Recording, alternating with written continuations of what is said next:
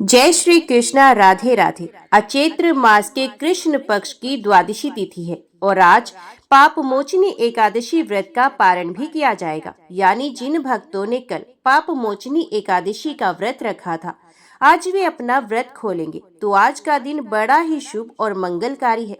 एकादशी के व्रत के पारण के दिन तुलसी माता, लक्ष्मी माता, एकादशी माता की कथाओं को सुनने से व्रत पूर्ण माना जाता है और भक्तों की समस्त मनोकामनाएं पूर्ण हो जाती हैं।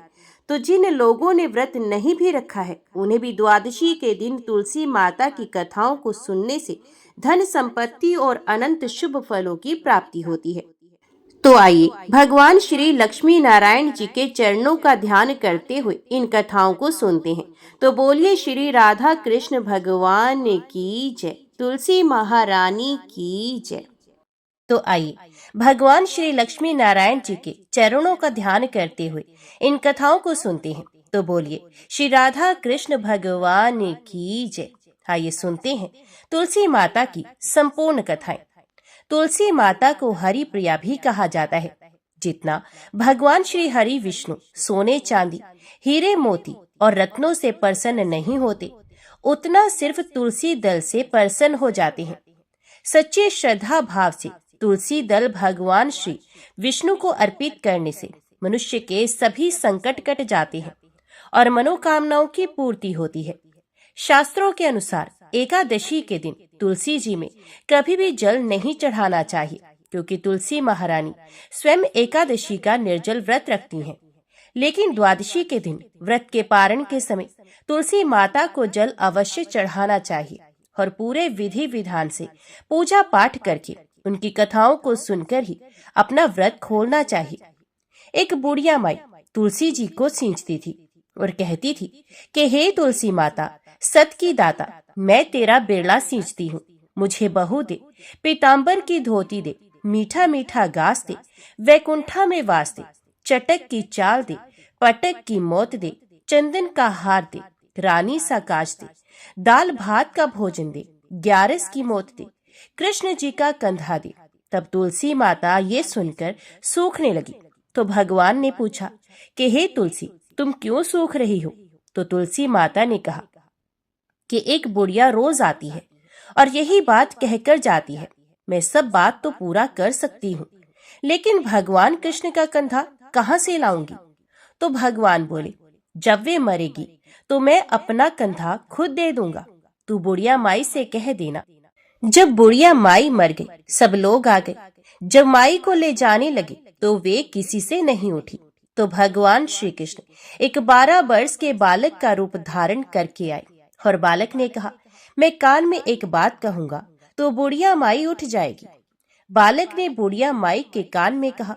बुढ़िया माई मन की निकाल ले, पीताम्बर की धोती ले, मीठा मीठा घास ले, वैकुंठा में वास ले, चटक की चाल ले, पटक की मौत ले, कृष्ण जी का कंधा ले। ये सुनकर बुढ़िया माई हल्की हो गई। तो भगवान श्री कृष्ण ने उन्हें कंधा दिया और बुढ़िया माई को मुक्ति मिल गई। हे तुलसी माता, जैसे बुढ़िया माई को मुक्ति दी, वैसे ही सबको देना। तो सब प्रेम से बोलिए, श्री तुलसी महारानी की जय, भगवान श्री कृष्ण की जय। अब आइए सुनते हैं तुलसी माता की दूसरी कथा। शिव पुराण के अनुसार पौराणिक समय में दैत्यों का राजा दंभ हुआ करता था। वे बहुत बड़ा विष्णु भक्त था।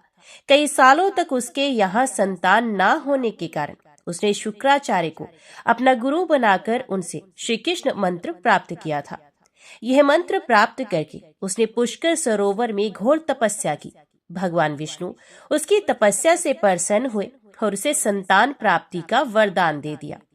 भगवान श्री विष्णु के वरदान से राजा दंभ के यहाँ एक पुत्र ने जन्म लिया।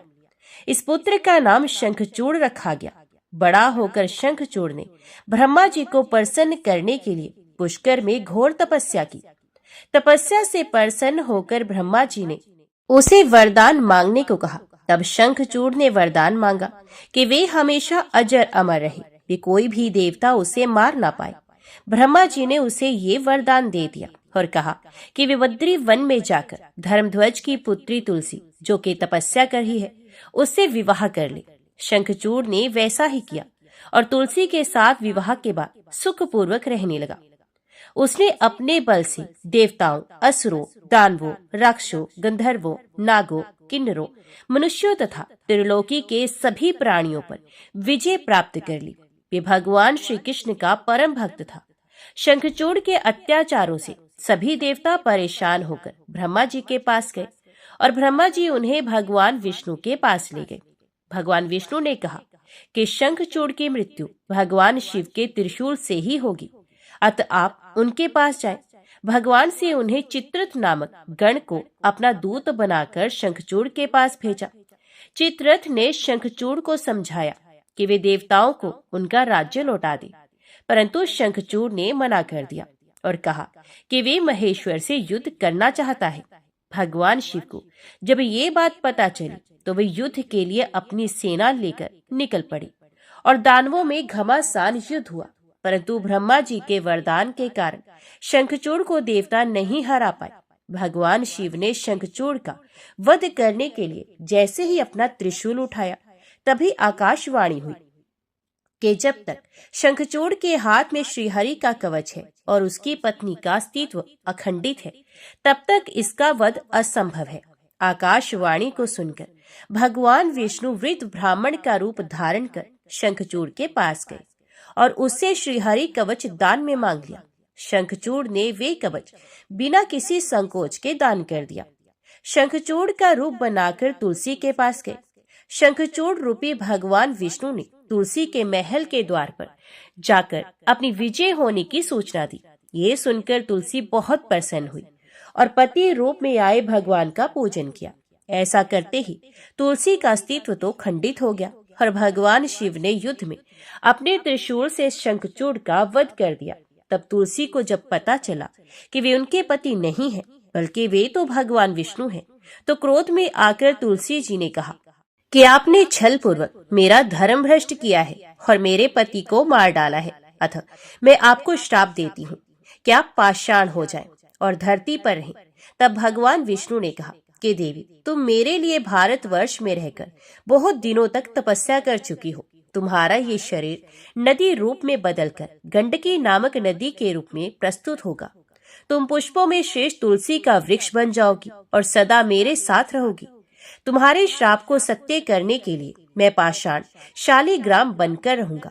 गंडकी नदी के तट पर मेरा वास होगा। तो सब प्रेम से बोलो, भगवान विष्णु और तुलसी माता की जय। आइए अब सुनते हैं गरीब ब्राह्मण और तुलसी माता की कहानी। एक नगर में एक गरीब ब्राह्मण अपनी पत्नी के साथ रहता था। वे भिक्षा मांगकर अपना सारा जीवन गुजारता था और भगवान की पूजा में लगा रहता था। वे उतनी ही भिक्षा मांगता जिससे उसके और उसके परिवार का पेट भर सके। उस नगर का राजा बहुत धनवान और ब्राह्मणों का आदर करने वाला था। राजा किसी भी ब्राह्मण को अपने महल से खाली हाथ नहीं जाने देता था। दूर दूर से ब्राह्मण राजा के पास आते और उनसे मुंह मांगा दान लेकर आशीर्वाद देते हुए चले जाते। एक दिन ब्राह्मण की पत्नी ने ब्राह्मण से कहा कि दूर दूर के ब्राह्मण राजा से मन चाहा दान लेकर चले जाते हैं और तुम यहाँ के यहाँ एक दिन भी राजा के पास नहीं गए। जन्म भर कंगाली कहाँ तक झेले। आज तुम जाओ और राजा से कुछ मांग कर लाओ। ब्राह्मण ने अपनी पत्नी को समझाते हुए कहा कि तू तो बावरी है, हमें धन की क्या आवश्यकता। हमें इतना तो मिल ही जाता है जिससे हम अपना पेट भर सके और राजा का धन अच्छा नहीं होता, वे हमें नहीं लेना चाहिए। ब्राह्मण की पत्नी जिद पर अड़ गई और बोली, मैं तुम्हारी एक भी बात नहीं सुनने वाली हूँ। कब तक हम कंगाली में जीते रहेंगे। तुम तो रोज माला लेकर बैठ जाते हो। अपने बच्चों को क्या खिलाएं, क्या पहनाएं। जब दूसरे बच्चों को अपने बच्चे देखते हैं पहनते, ओढ़ते और खाते पीते, तो उनका मन भी ललचा जाता है। आज तुम राजा के पास जाओ।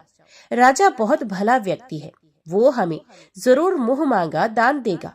मजबूर होकर ब्राह्मण राजा के महल की ओर चल दिया, पर राजा उस समय महल में नहीं था। ब्राह्मण को वापस लौटना पड़ा। दूसरे दिन ब्राह्मण की पत्नी ने ब्राह्मण को फिर से महल में भेजा, परंतु राजा फिर से महल में नहीं मिला। तीसरे दिन राजा महल में मिल गया और उसने ब्राह्मण का स्वागत सत्कार किया और उसे आसन पर बिठाया और 2 दिन ना मिल पाने के लिए क्षमा भी मांगी। राजा ने कहा, मैं आपकी क्या सेवा कर सकता हूँ। तो ब्राह्मण ने कहा, जो मैं मांगू तो आप दे सकेंगे। तो राजा ने कहा, हाँ कहिए, मैं आपकी क्या सेवा कर सकता हूँ। ब्राह्मण ने निवेदन किया, महाराज मैं कुछ और नहीं चाहता, बस आप मुझे अपने पसीने की कमाई से 4 पैसे दान में दे दीजिए। ब्राह्मण की बात सुनकर राजा चौंक गया और सोचने लगा, खजाने में बहुत सारा धन पड़ा है, पर मेरी मेहनत की एक भी कौड़ी नहीं। राजा ने ब्राह्मण से कहा, आप मुझे 1 दिन का समय दे दें, मैं कल आपको आपका मुंह मांगा दान अवश्य दूंगा। ब्राह्मण को जब खाली हाथ देखा तो पत्नी बोली, क्या हुआ, राजा ने कुछ नहीं दिया। तो ब्राह्मण ने बोला, राजा ने कल देने के लिए कहा है। ब्राह्मण की पत्नी सोचने लगी, शायद इन्होंने बहुत सारा धन मांग लिया होगा और राजा को इसकी व्यवस्था करने में समय लग रहा होगा, इसलिए कल बुलाया है। दूसरी ओर राजा ने अपने राजसी कपड़े बदलकर फटे पुराने कपड़े पहने और मजदूर जैसा भेष बना लिया। जब राजा की पत्नी ने देखा और कारण पूछा तो राजा ने सब कुछ बताया। तो रानी बोली, मैं भी आपके साथ चलूंगी। राजा के हाँ कहने पर रानी भी पुरानी साड़ी पहनकर आ गई। इस प्रकार राजा और रानी मजदूरी की तलाश में शहर निकले। लोहारों के मोहल्ले में जाकर राजा ने आवाज लगाई, किसी को मजदूर चाहिए। तो आखिर एक लोहार ने उन्हें बुला ही लिया, जो पहिए पर हाल चढ़ाने की तैयारी कर रहा था। उसने राजा से कहा, देखो तुम्हें पहले खलाद ढोकनी पड़ेगी और जब आग आ जाए तो उसके बाद घन पीटना होगा। फिर रानी की ओर देखकर कहा कि तुम्हें कुएं में से पानी लेकर होदी भरनी होगी और कोयले वाले घर से कोयला लेकर भट्टी में डालना होगा। तुम दोनों को दिन भर में 2-2 आने मिलेंगे। अगर काम पसंद हो तो बोलो, नहीं तो अपना रास्ता नापो। राजा रानी लोहार के बताए काम को करने लगे। राजा खला ढोकने लगा, पर उसे काम ठीक से नहीं हो पा रहा था। लोहार नाराज होकर राजा को ठीक से काम करने के लिए कहता, तो राजा जैसे तैसे अपना काम करने लगा। रानी भी कुएं से पानी भरकर लाने लगी। रानी के हाथों में फफोले हो गए। किसी तरह बड़ी कठिनाइयों से उसने पानी का हौद भरा। उसके बाद रानी कोयला लाकर भट्टी में डालने लगी। भट्टी में आग आने पर लोहार ने बाट भट्टी में से निकालकर पहिए पर जमाई और एक घन अपने हाथ में लेकर और एक राजा के हाथ में देकर कहा, देखो बारी बारी से घन इस पर पटकना, हाथ इधर उधर ना हो पाए। राजा जोर जोर से घन पटकने लगा, लेकिन उसका निशाना ठीक नहीं बैठता था। कभी घन हाल पर गिरता तो कभी पहिए पर। मजदूरों का ये हाल देखकर लोहारन बड़बड़ाती हुई आई और लोहार से कहने लगी, तुमने कहाँ से ये नव सीखिए मजदूर काम पर लगाए हैं? इनसे काम नहीं होगा, ये मजदूर तुम्हारा सब काम बिगाड़ देंगे। राजा रानी उन दोनों की फटकार सुनते सुनते अपना काम मन लगाकर करते रहे। घन पटक पटक के राजा का शरीर पसीने से तर हो गया और जोर जोर से सांसें चलने लगी। रानी भी पानी भरते भरते और कोयला झकते झकते थक कर चूर हो गई। दोनों ने पूरे दिन बहुत मेहनत की। लोहार ने राजा रानी को 2-2 पैसे दिए, जिसे वे बड़ी खुशी से लेकर महल में आ गए। आज उन्हें पता चला कि मेहनत की कमाई कैसी होती है। राजा ने 4 पैसे अलग रख दिए और अगले दिन ब्राह्मण को बुलाकर उसे दे दिए। ब्राह्मण राजा को आशीर्वाद देकर घर लौटा और ब्राह्मणी से कहा, लो मैं राजा के हाथ से दक्षिणा ले आया हूँ। ब्राह्मणी खुश होकर दौड़ती हुई आई और जब उसने 4 पैसे देखे तो वे ठिठक कर रह गई और उन्हें दूर फेंक दिया। और वो जल भूनकर ब्राह्मण से बोली, तुम जैसे दरिद्र से राजा के यहाँ जाकर भी कुछ मांगा नहीं गया, शर्म भी नहीं आती। ये कहकर वे रूठकर चली गई और बहुत देर तक बड़बड़ करती रही। ब्राह्मण ने उन 4 पैसों को उठाकर तुलसी घर के पास रख दिया और सोचा, जब ब्राह्मणी शांत हो जाएगी तो जरूरत पड़ने पर उठा लेगी। परंतु कई दिनों तक पैसे वहीं रखे रहे और फूल बेलपत्र ऊपर से गिरकर मिट्टी में दब गए। ब्राह्मण और ब्राह्मणी दोनों ही उन सिक्कों के बारे में भूल गए। कुछ दिनों के बाद तुलसी घर में 4 पौधे उगाए। चारों पौधे बहुत सुंदर थे। ये देखकर ब्राह्मणी रोज उनमें पानी डालती। 4 महीने के बाद वे पौधे बड़े हो गए और उनमें फूल लगने लगे। फूल सूखने पर इनसे मोती झड़ने लगे। ब्राह्मण और ब्राह्मणी ने कभी मोती नहीं देखे थे। वे समझे कि कोई बीज है। हर रोज कई फूल झड़ते और बहुत मोती पूरे तुलसी घर में बिखर जाते। ब्राह्मणी उन मोतियों को समेटकर घर के एक कोने में डाल देती। इस तरह वहां मोतियों का ढेर लग गया। एक दिन एक सब्जी वाली आई। ब्राह्मणी को सब्जी लेनी थी, पर उसके पास पैसे नहीं थे। उसने सब्जी वाली से कहा, क्या तुम इन चमकदार चीजों के बदले सब्जी दे सकती हो? सब्जी वाली ने देखा और वे पहचान गई, ये तो मोती हैं। उसने खुशी खुशी ब्राह्मणी को उन मोतियों के बदले उसकी मनपसंद सब्जी दे दी। अब से हर रोज ऐसा ही होने लगा। ब्राह्मणी और सब्जी वाली दोनों खुश थे। सब्जी वाली ये सोचकर खुश थी कि मुझे एक पैसे की तरकारी के बदले हजारों का माल मिल रहा है, और ब्राह्मणी ये सोचकर खुश थी कि इन चीजों के बदले सब्जी मिल जाती है। इस प्रकार कई महीने बीत गए। उधर राजमहल में कई राजहंस थे जो मोती चुगते थे। राजा का ये नियम था कि जब राजहंस मोती चुग लेते थे, इसके बाद ही राजा और उनका परिवार भोजन करता था। एक समय बाद राजा का सारा धन उन मोतियों और दान देने में खर्च हो गया। अब राजा को मोती खरीदने के पैसे तक नहीं बचे। ये खबर पूरे नगर में फैल गई। ब्राह्मण और ब्राह्मणी को जब ये पता चला तो उन्होंने यही विचार किया कि राजा बहुत दानी और नेक दिल इंसान है। उसने अपना सब कुछ दान कर दिया, यहाँ तक कि शायद उनके पास खाने को भी कुछ नहीं है। ऐसे हालात में हमें उन लोगों की सहायता करनी चाहिए। तो ब्राह्मण ने कहा, अगर तू कहे तो इसमें से कुछ कुछ बीज राजा को दे दूं। तो ब्राह्मणी कहती है, इससे सब्जी और खाने की चीजें मिल जाती है। ब्राह्मणी ने कहा, हाँ, मैं रोज इसके बदले सौदा लिया करती हूँ। ऐसा कहकर ब्राह्मणी एक टोकरी बीज भर लाई। ब्राह्मण राजा के पास पहुंचा और उसे वे मोती दिए और राजा को सारी बात बताई। राजा उन मोतियों को देखकर चौंक गया। उसने मोती राजहंस को दिए और राजहंस उन्हें चुगने लगा। ये देखकर राजा ने ब्राह्मण से कहा, एक एक मोती सैकड़ों रुपयों का है। सच बताएं, आपके पास इतने मोती आए कहाँ से? ब्राह्मण बोला, महाराज, ऐसे तो हमारे घर पर बहुत से हैं। और राजा को पूरी बात बताई। राजा अपने मंत्रियों के साथ ब्राह्मण के घर पहुंचे और उन चारों पेड़ों को देखा। पूछताछ में उन सिक्कों वाली बात सामने आ गई। जब पेड़ों को देखा तो उनकी जड़ के पास वही सिक्के चिपके हुए थे। आज ब्राह्मण और ब्राह्मणी को मालूम हुआ कि उनके पास लाखों करोड़ों की दौलत है, जिसे वे सादा बीज समझते हैं। ब्राह्मण ने सोचा कि मेरे लिए ये धन किस काम का। ऐसा सोचकर ब्राह्मण ने सारे मोती राजा को दान में दे दिए। राजा की आंखें खुल गई। मेहनत के धन की कीमत उन्हें मालूम पड़ गई। उस दिन राजा ने प्रण लिया कि मैं खजाने के पैसों से एक भी पैसा अपने खर्च में नहीं लगाऊंगा। अपना खर्च मेहनत करके चलाऊंगा। खजाने और ब्राह्मण के दान से राजा ने जनता के हित में कई धर्म कार्य शुरू किए। सब प्रेम से बोलिए, तुलसी माता की जय। आइए अब तुलसी माता की अगली कथा को सुनते हैं। इस कथा को सुनने से एकादशी के व्रत का संपूर्ण फल मिल जाता है। किसी समय एक कुटुंब में ननद तथा भाभी साथ साथ रहती थी। ननद का विवाह अभी नहीं हुआ था।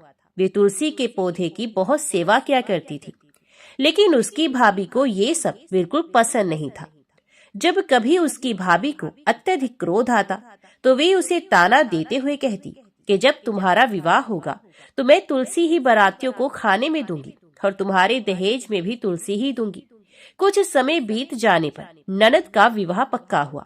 विवाह के दिन भाभी ने अपने कथन के अनुसार बारातियों के सामने तुलसी का गमला फोड़ दिया और खाने के लिए कहा। तुलसी की कृपा से ये फूटा हुआ गमला अनेकों स्वादिष्ट पकवानों में बदल गया। भाभी ने गहनों के नाम पर तुलसी की मंजरी से बने गहने पहना दिए। वे सब भी सुंदर सोने जवाहरात में बदल गए। भाभी ने वस्त्रों के स्थान पर तुलसी का जनेऊ रख दिया। वे रेशमी तथा सुंदर वस्त्रों में बदल गया।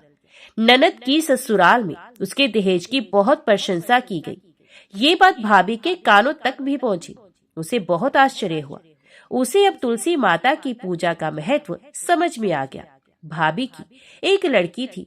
वे अपनी लड़की से कहने लगी कि तुम भी तुलसी माता की सेवा किया करो, तुम्हें भी बुआ की तरह ही फल मिलेगा।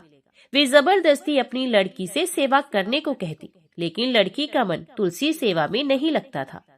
लड़की के बड़े होने पर उसके विवाह का समय आता है। तब भाभी सोचती है कि जैसा व्यवहार मैंने अपनी ननद के साथ किया था वैसा ही मैं अपनी लड़की के साथ भी करती हूँ, तो ये भी गहनों से लद जाएगी और बारातियों को खाने में पकवान मिलेंगे।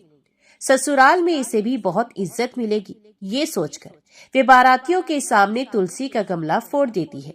लेकिन इस बार गमले की मिट्टी मिट्टी ही रहती है। मंजरी तथा पत्ते भी अपने रूप में ही रहते हैं। जनेऊ भी अपना रूप नहीं बदलता है। सभी लोग और बारातियों द्वारा भाभी की बुराई की जाती है। लड़की के ससुराल वाले भी लड़की की बुराई करते हैं। भाभी कभी ननद को नहीं बुलाती थी। भाई ने सोचा, मैं बहन से मिलकर आता हूँ। उसने अपनी पत्नी से कहा और कुछ उपहार बहन के पास ले जाने की बात कही। तो भाभी ने थैले में ज्वार भरकर कहा कि कुछ नहीं है, तुम यही लेकर जाओ।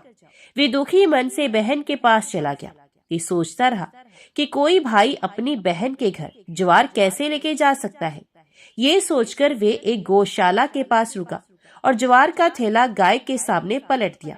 तभी गाय पालने वाली ने कहा कि आप गाय के सामने हीरे मोती तथा सोना क्यों डाल रहे हो। तो भाई ने सारी बात उसे बताई और धन लेकर खुशी से अपनी बहन के घर की ओर चल दिया। दोनों बहन भाई एक दूसरे को देखकर अत्यंत प्रसन्न होते हैं। तो सब प्रेम से बोलिए, तुलसी माता की जय। आइए अब सुनते हैं तुलसी माता की कथा। एक समय देवराज इंद्र संपूर्ण लोकपालों तथा ऋषियों से घिरे हुए अपनी सुधर्मा सभा में बैठे थे। वह सिद्ध और विद्याधरगण उनकी विजय के गीत गा रहे थे। इसी समय परम बुद्धिमान देवेंद्र गुरु महाभाग बृहस्पति जी अपने शिष्यों के साथ देव सभा में पधारे। उन्हें उपस्थित देख देवताओं ने सहसा उनके चरणों में मस्तक झुकाया। इंद्र ने भी देखा गुरुदेव बृहस्पति आगे खड़े हैं, किंतु इंद्र की बुद्धि राजमद से दूषित हो रही थी। इसलिए उन्होंने गुरु के प्रति ना तो आदर युक्त वचन कहा, न उन्हें बुलाया, न बैठने को आसन दिया और न जाने को कहा। खोटी बुद्धि वाले इंद्र को राज्य के मद से उन्मत्त जानकर देवताओं के आचार्य बृहस्पति कुपित हो वहां से अंतर ध्यान हो गए। उनके चले जाने पर देवताओं के मन में बड़ा खेद हुआ। यक्ष, नाग, गंधर्व तथा ऋषिगण भी उदास हो गए। नृत्य और गीत समाप्त होने पर जब इंद्र सचेत हुए तब उन्होंने तुरंत देवताओं से पूछा, महातपस्वी गुरुदेव कहाँ चले गए। तब नारद जी ने देवराज इंद्र से कहा, बलसूदन, निस्संदेह आपके द्वारा गुरु की अवहेलना हुई है। गुरु के अनादर से राज्य अपने हाथ से चला जाता है। अतः आप सब प्रकार से प्रयत्न करके गुरु से अपने अपराध के लिए क्षमा प्रार्थना कीजिए। महात्मा नारद की ये बात सुनकर इंद्र सहसा सिंहासन से उठकर खड़े हो गए और उन सभी सभासदों को साथ लेकर बड़ी उतावली के साथ गुरु के निवास स्थान पर गए। इस समय इंद्र अपने कर्तव्य के प्रति सजग हो चुके थे। वह गुरुपत्नी तारा को देखकर उन्होंने प्रणाम किया और पूछा, देवी, महातपस्वी गुरुजी कहाँ गए हैं। तारा ने इंद्र की ओर देखकर उत्तर दिया, मैं नहीं जानती। तब वे चिंतामग्न होकर अपने घर लौट आए। इसी समय स्वर्ग में अनेक अद्भुत अनिष्ट सूचक अपशगुन होने लगे, जो संपूर्ण स्वर्गवासियों को तथा दुरात्मा इंद्र को भी दुख प्राप्ति की सूचना देने वाले थे। इंद्र की वह करतूत पाताल निवासी राजा बलि ने भी सुनी। फिर तो वे दैत्यों की बहुत बड़ी सेना साथ लेकर पाताल से अमरावतीपुरी पर चढ़ आए। उस समय देवताओं का दानवों के साथ बड़ा भयंकर युद्ध हुआ। उसमें दैत्यों ने देवताओं को परास्त कर दिया। एक ही क्षण में दूषित हृदय वाले अविवेकी इंद्र का 7 अंगों से संपूर्ण राज्य दैत्यों ने अपने अधिकार में कर लिया। विजयी दैत्य शीघ्र पाताल को चले गए। शुक्राचार्य की कृपा से ही दैत्यगण विजयी हुए थे। इंद्र की राज्य लक्ष्मी नष्ट हो चुकी थी, इसलिए देवताओं ने भी सर्वथा उनका त्याग कर दिया। श्रीहीन इंद्र स्वर्गलोक से अन्यत्र चले गए। कमल के समान कमनीय नेत्रों वाली इंद्र पत्नी शची भी दूसरों की दृष्टि से छिपकर रहने लगी। एरावत नामक महान गजराज तथा उच्च श्रवा अश्व आदि जो बहुत से रत्न थे, उन्हें दुष्ट दैत्यों ने लोभवश स्वर्गलोक से पाताल में पहुंचा दिया। परंतु वे रत्न पुण्य आत्मा पुरुषों के ही उपभोग में आने वाले थे। अतः दैत्यों के अधिकार में न रहकर समुद्र में कूद पड़े। उस समय राजा बलि ने आश्चर्यचकित होकर अपने गुरु शुक्राचार्य से कहा, भगवान, हम देवताओं को जीतकर बहुत से रत्न यहाँ लाए थे, किंतु वे सभी समुद्र में जा पड़े। ये तो बड़ी अद्भुत बात है। राजा बलि की ये बात सुनकर शुक्राचार्य ने उत्तर दिया, राजन, 100 अश्वमेध यज्ञों की दीक्षा लेकर उन्हें पूर्ण करने पर ही तुम्हारा देवताओं के राज्य पर अधिकार होगा। इसमें तनिक भी संदेह नहीं। जो 100 अश्वमेध यज्ञों का अनुष्ठान कर लेता है वही स्वर्गलोक के राज्य को भोगने का अधिकारी होता है। अश्वमेध यज्ञ किए बिना स्वर्ग की कोई भी वस्तु उपभोग में नहीं लाई जा सकती। गुरु का ये वचन सुनकर राजा बलि उस समय चुप हो गए और दानवों के साथ उचित कार्यों में लग गए। इंद्र बड़ी शोचनीय दशा को प्राप्त हो गए थे। वे ब्रह्मा जी के पास गए और स्वर्ग के राज्य पर जो भय आदि प्राप्त हुआ था वे सब समाचार उन्हें कह सुनाया। इंद्र की बात सुनकर ब्रह्मा जी ने उनसे कहा, सब देवताओं को एकत्रित करके हम सब लोग तुम्हारे साथ सर्वेश्वर भगवान विष्णु की आराधना करने के लिए चलते हैं। ऐसा ही हो। ये सलाह करके इंद्र आदि संपूर्ण लोकपाल ब्रह्मा जी को आगे रखकर क्षीर समुद्र के तट पर गए। वहां उन सब ने परस्पर विचार करके भगवान विष्णु की स्तुति आरंभ की। ब्रह्मा जी बोले, देव देव जगन्नाथ, देवता और दैत्य दोनों आपके चरणों में मस्तक झुकाते हैं। आपकी कीर्ति परम पवित्र है। आप अविनाशी और अनंत हैं। परमात्मा, आपको नमस्कार है। रमापति, आप यज्ञ हैं, यज्ञ रूप है तथा यज्ञांग है। अत आज कृपा करके देवताओं को वरदान दीजिए। भगवान, गुरु की अवहेलना करने के कारण इंद्र इस समय ऋषियों सहित स्वर्ग के राज्य से भ्रष्ट हो चुके हैं, इसलिए इनका उद्धार कीजिए। श्री भगवान बोले, देवगण, गुरु की अवहेलना करने से सारा अभ्युदय नष्ट हो जाता है। जो पापी हैं, अधर्म में तत्पर हैं तथा केवल विषयों में ही रचे पचे रहते हैं और जिनके द्वारा अपने माता पिता की निंदा होती रहती है, वे निस्संदेह बड़े भाग्यहीन हैं।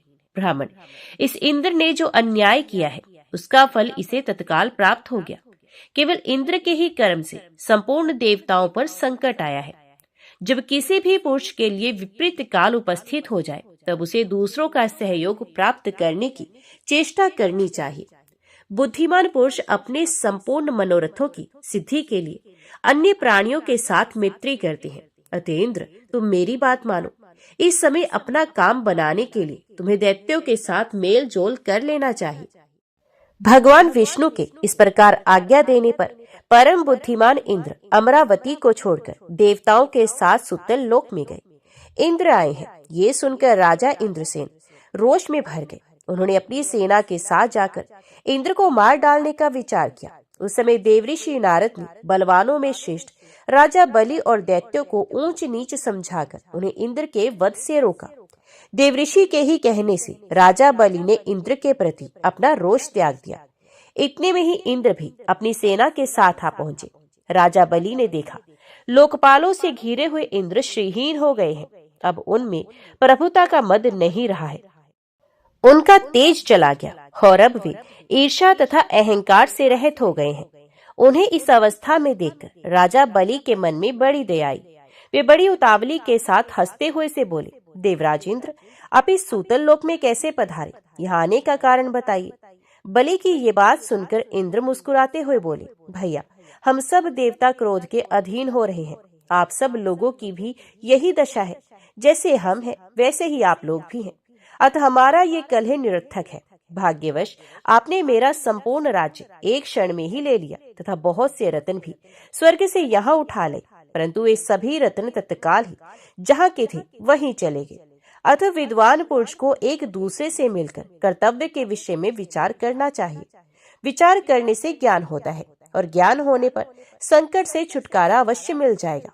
इस समय तो मैं संपूर्ण देवताओं के साथ आपके समीप त्राण पाने के लिए आया हूँ। इंद्र की बात समाप्त होने पर देवऋषि नारद ने राजा बलि को समझाते हुए कहा, दैत्यराज, शरण में आए हुए प्राणी की रक्षा करना महापुरुषों का धर्म है। जो लोग ब्राह्मण, रोगी, वृद्ध तथा शरणागत की रक्षा नहीं करते वे ब्रह्म हत्यारे हैं। इंद्र इस समय शरणागत शब्द से अपना परिचय देते हुए तुम्हारे समीप आए हैं। अतः इनका भलीभांति रक्षण करना और पोषण करना तुम्हारा परम कर्तव्य है। इसमें तनिक भी संदेह की बात नहीं। देवऋषि नारद के यूं कहने पर कर्तव्य और अकर्तव्य के ज्ञान में कुशल दैत्यराज बलि ने स्वयं भी अपनी बुद्धि से विचार किया। तदंतर लोकपालों और देवताओं सहित इंद्र का बड़े सम्मान के साथ स्वागत सत्कार किया तथा उनके मन में विश्वास उत्पन्न करने के लिए अनेक प्रकार की सच्ची शक्ति भी खाई। इंद्र ने भी राजा बलि को विश्वास दिलाने वाली शक्ति खाई। देवराज इंद्र स्वार्थ साधन में तत्पर रहते हैं और अर्थशास्त्र में ही उनकी विशेष प्रवृत्ति है। उन्होंने शब्द खाकर राजा बलि के साथ सुतल लोक में ही निवास किया। वहां रहते हुए उन्हें अनेक वर्ष व्यतीत हो गए। एक दिन बलि की सभा में बैठे हुए नीति निपुण देवराज इंद्र ने बलि को संबोधित करके हंसते हुए कहा, वीरवर, हमारे हाथी घोड़े आदि नाना प्रकार के बहुत से रत्न जो इस समय तुम्हें प्राप्त होने योग्य है, तत्काल ही समुद्र में गिर गए हैं। अतः हम लोगों को समुद्र से उन रत्नों का उद्धार करने के लिए बहुत शीघ्र प्रयत्न करना चाहिए। तुम्हारे कार्य की सिद्धि के लिए समुद्र का मंथन करना उचित है। इंद्र के इस प्रकार प्रेरणा देने पर बलि ने शीघ्रता पूर्वक पूछा, ये समुद्र मंथन किस उपाय से संभव होगा? इसी समय मेघ के समान गंभीर स्वर में आकाशवाणी हुई, देवताओं और दैत्यों, तुम क्षीर समुद्र का मंथन करो। इस कार्य में तुम्हारे बल की वृद्धि होगी, इसमें तनिक भी संदेह नहीं। मंदराचल को मथानी और वासुकी नाग को रस्सी बनाओ, फिर देवता और दैत्य मिलकर मंथन आरंभ करो। यह आकाशवाणी सुनकर सहस्रों दैत्य और देवता समुद्र मंथन के लिए उदित हो स्वर्ण के सदृश कांतिमान मंदराचल के समीप गए। वह पर्वत सीधा, गोलाकार, बहुत मोटा और अत्यंत प्रकाशमान था। अनेक प्रकार के रत्न उसकी शोभा बढ़ा रहे थे। चंदन, पारिजात, नागकेसर, जयफल और चंपा आदि भांति भांति के वृक्षों से वे हरा भरा दिखाई देता था। उस महान पर्वत को देखकर संपूर्ण देवताओं ने हाथ जोड़कर कहा, दूसरों का उपकार करने वाले महाशैल मंदराचल, हम सब देवता तुमसे कुछ निवेदन करने के लिए यहाँ आए हैं, उसे तुम सुनो। उनके यो कहने पर मंदराचल ने देहधारी पुरुष के रूप में प्रकट होकर कहा, देवगण, आप सब लोग मेरे पास किस कार्य से आए हैं, उसे बताइए। तब इंद्र ने मधुर वाणी में कहा, मंदराचल, तुम हमारे साथ रहकर एक कार्य में सहायक बनो। हम समुद्र को मत कर उसे अमृत निकालना चाहते हैं। इस कार्य के लिए तुम मथानी बन जाओ। मंदराचल ने बहुत अच्छा कहकर उनकी आज्ञा स्वीकार की और देव कार्य की सिद्धि के लिए देवताओं, दैत्यों तथा विशेषत इंद्र से कहा, पुण्यात्मा देवराज, आपने अपने वज्र से मेरे दोनों पंख काट डाले हैं, फिर आप लोगों के कार्य की सिद्धि के लिए वहां तक मैं कैसे चल सकता हूँ?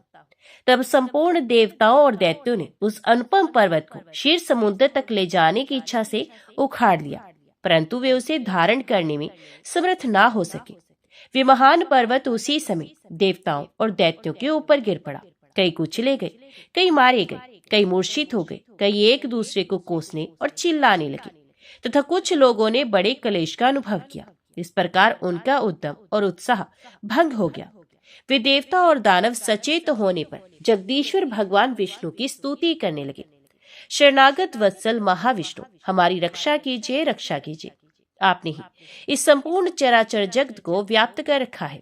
उस समय देवताओं का कार्य सिद्ध करने के लिए गरुड़ की पीठ पर बैठे हुए भगवान विष्णु सहसा वहां प्रकट हो गए।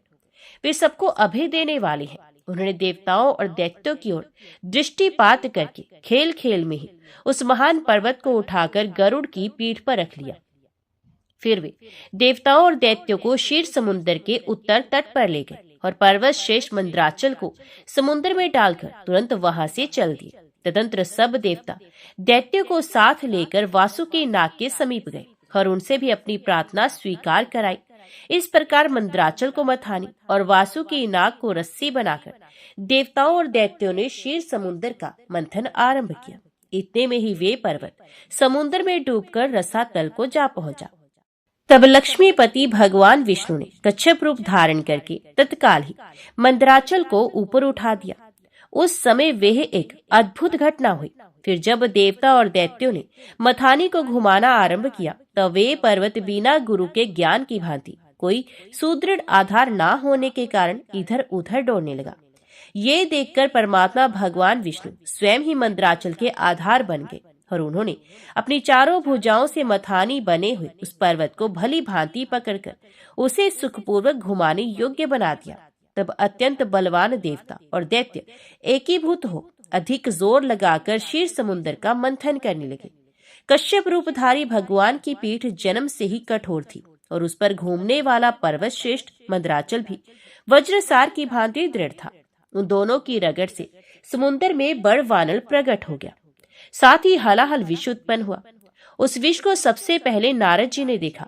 तब अमित तेजस्वी देवऋषि ने देवताओं को पुकार कर कहा, अदिति कुमारों, अब तुम समुद्र का मंथन ना करो। इस समय संपूर्ण उपद्रवों का नाश करने वाले भगवान शिव की प्रार्थना करो। वे परात्पर है, परम आनंद स्वरूप है तथा योगी पुरुष भी उन्हीं का ध्यान करते हैं। देवता अपने स्वार्थ साधन में संलग्न हो समुद्र मथ रहे थे। वे अपनी ही अभिलाषा में तन्मय होने के कारण नारद जी की बात नहीं सुन सके। केवल उद्यम का भरोसा करके वे क्षीर सागर के मंथन में संलग्न थे। अधिक मंथन से जो हलाहल विष प्रकट हुआ वे तीनों लोगों को भस्म कर देने वाला था। ये प्रौढ़ विष देवताओं का प्राण लेने के लिए उनके समीप आ पहुंचा और ऊपर नीचे तथा संपूर्ण दिशाओं में फैल गया। समस्त प्राणियों को अपना ग्रास बनाने के लिए प्रकट हुए उस कालकूट विष को देखकर वे सब देवता और दैत्य हाथ में पकड़े हुए नागराज वासुकी को मंद्राचल पर्वत सहित वहीं छोड़कर भाग खड़े हुए। उस समय उस लोक संहारकारी कालकूट विष को भगवान शिव ने स्वयं अपना ग्रास बना लिया। उन्होंने उस विष को निर्मल कर दिया। इस प्रकार भगवान शंकर की बड़ी भारी कृपा होने से देवता, असुर, मनुष्य तथा संपूर्ण त्रिलोकी की उस समय कालकूट विष से रक्षा हुई। तदंतर भगवान विष्णु के समीप मंदराचल को मथानी और वासुकी नाग को रस्सी बनाकर देवताओं ने पुनः समुद्र मंथन आरंभ किया। तब समुद्र से देव कार्य की सिद्धि के लिए अमृतमय कलाओं से परिपूर्ण चंद्रदेव प्रकट हुए। संपूर्ण देवता, असुर और दानवों ने भगवान चंद्रमा को प्रणाम किया और गर्गाचार्य जी ने अपने अपने चंद्र बल की यथार्थ रूप से जिज्ञासा की। उस समय गर्गाचार्य जी ने देवताओं से कहा, इस समय तुम सब लोगों का बल ठीक है। तुम्हारे सभी उत्तम ग्रह केंद्र में हैं। चंद्रमा से गुरु का योग हुआ है। बुध, सूर्य, शुक्र, शनि और मंगल भी चंद्रमा से संयुक्त हुए हैं। इसलिए तुम्हारे कार्य की सिद्धि के निमित्त इस समय चंद्र बल बहुत उत्तम है। यह गोमंत नामक मुहूर्त है जो विजय प्रदान करने वाला है।